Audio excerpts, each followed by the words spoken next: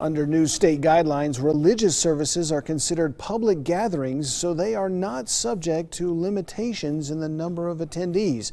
But other places have shut down church meetings during the pandemic. Now an apostle from the Church of Jesus Christ of Latter-day Saints is speaking about those restrictions. Elder David A. Bednar of the Quorum of the 12 Apostles remotely addressed the G20 Interfaith Forum on Tuesday. Some government officials fail to understand how and why religion is fundamental to the lives of billions of people.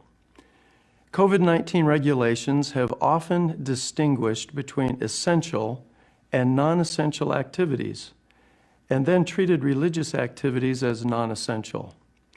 This completely misconceives how vital religion is to people's lives. Today, members of the organization Atheists of Utah reacted to Elder Bednar's statements.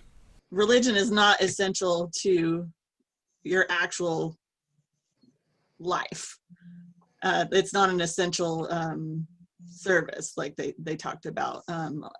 So I understand that, but I don't agree with it. I don't think religion is essential. It's certainly not essential to myself or any of the other atheists or secular people I know. In a time where states and counties are banning large gatherings like conventions, concerts, and sporting events, Hudson claims churches should not be given exemptions to public health guidelines.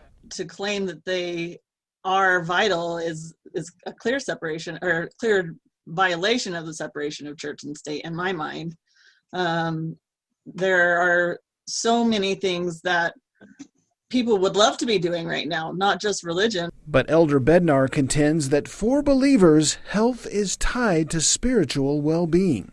Strong connections among family, deeply held religious beliefs, and a community of faith have long been associated with better mental, emotional, and physical health. These critical connections are at risk when blanket bans are issued against religious gatherings.